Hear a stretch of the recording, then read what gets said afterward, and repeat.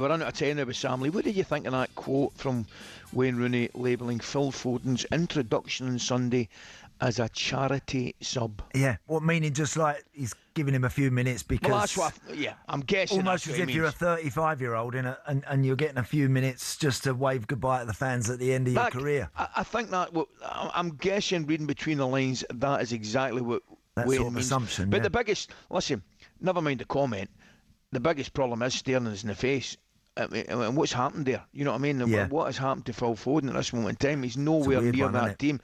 I mean, Cherky's going to play before him. Semenyo's going to play before him. You know, there's Doku looks as though he's playing before him. Is it just a dropping for him? And it'll be concerning for Thomas Tuchel and certainly his England hopes as well. I would have thought, Andy.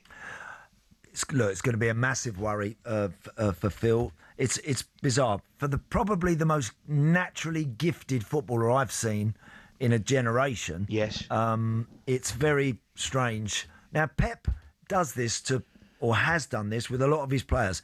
He'll leave players out, Ali, and sometimes you sort of look at it, you analyse it, you turn up and watch a Man City game and you used to think, wow, he's leaving him out. He's been out. He's been out for a few weeks. He's done it to them all. He's done it to everyone. Phil's had a spell now where he hasn't really figured that much for a while, which is, as I said, for such a natural talent, is bizarre. But look, that's where he finds himself. I don't know if it's because since Semenyo's come in and Doku, there's the little threat of a bit more pace on the outsides a little bit more. I personally think sometimes when I've watched City and they're bottlenecking everything in towards Haaland with all those gifted footballers, sometimes they lack a little bit of width and don't always have the ability to deliver things with Doku and Semenyo. Tell you what, Semenyo, I saw a few clips of the... he whipped a ball in at the weekend, Ali, that Haaland nearly got his head on. Tremendous ball. What a cross that Tremendous. was. Brilliant Absolutely. ball. Maybe Pep needs to... He's trying to add that dynamic to the team a little more, which then means he's a little bit short for numbers and Phil can't get a game. But I know what you mean, Andy, because I'm looking at it and I'm just thinking out loud here. You're right, back in the day when he had Mahrez would hug the touchline. Yep. Savinho kind of hug it a little bit, Doku probably a little bit, but Semenyo likes to come in a little bit. He does, he drifts. I'm just wondering, I'm looking at Foden. Here's one for you, you can answer my question, Andy. The 2 months ago we were talking about the number 10s for England, surplus, incredible talent. Palmer, Bellingham, Foden, Morgan Rogers. How's Morgan Rogers been recently, mate? So Morgan, he's played quite a lot as the 10 behind Ollie Watkins recently. At the weekend against West Ham, he played more off the left-hand side a bit. Okay. And I think that's where Morgan Rogers absolutely is at his very best. When he's playing there and gets the ball and has a bit of room to travel and get going, then he's very, very difficult to stop. He's a real handful, and he can be... I personally think he could well start for England in that position. As a 10, I think there are others that probably do that role better than him as a number 10. Look, again... Tuchel definitely likes him, Nate, doesn't he? Oh, there's no... And so he should, and by rightly the way. so. Yeah, rightly so he should. He is a proper player. And he is... When he's at his best and really motoring, he is an incredible handful and very difficult to stop or deny. But I personally think he gets a bit more room to get the ball. They get him involved a bit better, slightly off one side rather than up there as a 10. I mean, look, as a 10 you can float and you can roam and you can go anywhere. Yeah. And I dare say he will get better in that position. But I think right now, I personally think he does more for Villa when he plays just slightly off that on that left hand side. All right, mate. Listen, it's been an interesting couple of weeks, as we know, for everyone at Stamford Bridge. And more interesting or bad news, if you like, for Chelsea, which is just broken. talkSPORT understands Enzo Fernandez is open to a move to Real Madrid this summer. No surprise there. No. A transfer to the Bernabeu would be viewed as a dream move for the Chelsea vice-captain. Is that one or two of them just beginning to think maybe jumping ship here, Andy? Yeah, look, and player turnover at a club like Chelsea is always significant. It happens. For him, I don't think Enzo has been unbelievable since he's come to Chelsea. He's had moments where he's pinched a few goals and he looks decent, but I don't think... I think if you were able to get... Well, I don't know what sort of money you would get. I would only imagine it would be...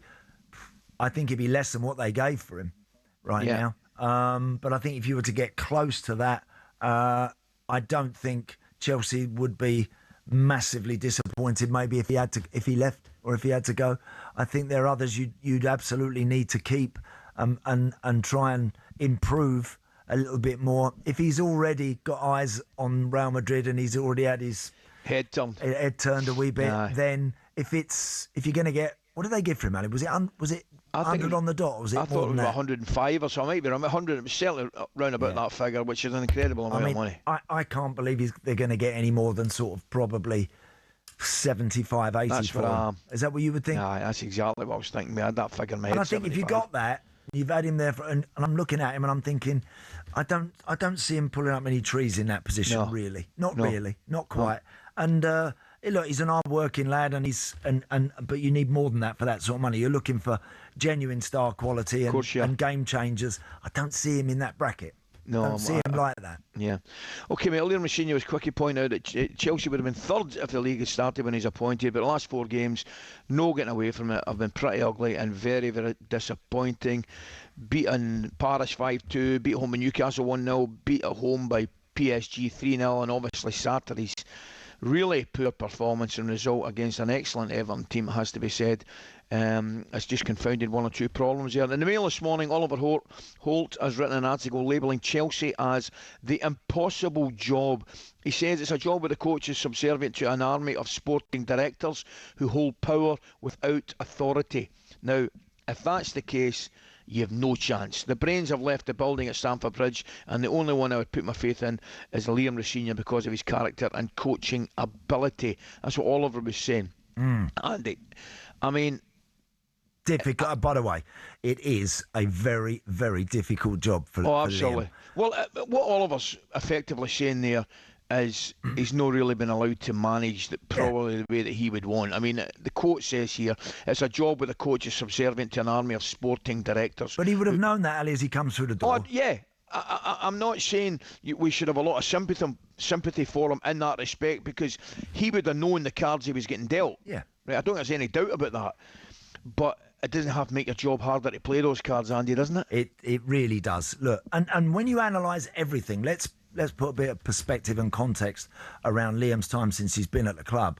I think I saw a stat yesterday somewhere that if there was a form table of everyone since Liam walked through the door, Chelsea would be fourth in the Premier League. They've won half their league games, etc., etc. It's far from a disaster. It shouldn't be painted as a disastrous reign or anything. It's far from that. It's not that. That would be I think unfair to suggest that. Okay. However, you can see, and I think what the fans are getting, they're seeing problems coming. They're seeing, or probably feeling that something on the horizon isn't looking or sounding particularly good.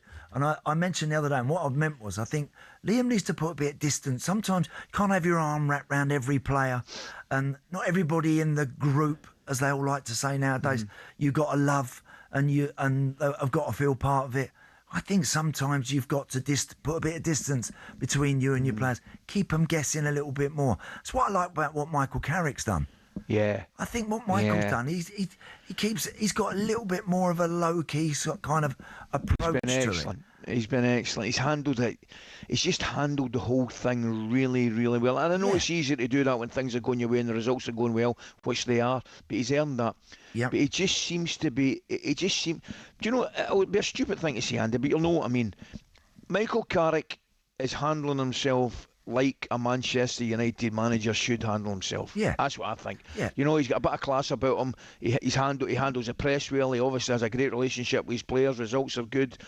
And from where I'm sitting, Andy, I think he gets the job at the end of the season, because I think they'll finish third. I think he should get the job at the end of the season, and one of the reasons for that, Andy, if he does finish third and continues, and yes, I've mentioned the one game a week helps, but if they don't give him it and the next guy comes in and is a disaster, I mean, that's just an absolute disaster. It leaves himself open to unbelievable criticism. It does. You know what I mean? So I think he's doing a great job, and I think he will get it. Liam Rosenior's definitely work in progress, and you're right. I think some of the stick's a little bit over the top, but I don't think he helped himself with some of his comments as well. I mean, that nonsense about respecting the ball and all that. Correct. Dear me. I mean, that was just... But listen, after the break, Ali, we'll come back and we'll speak a little bit more about that.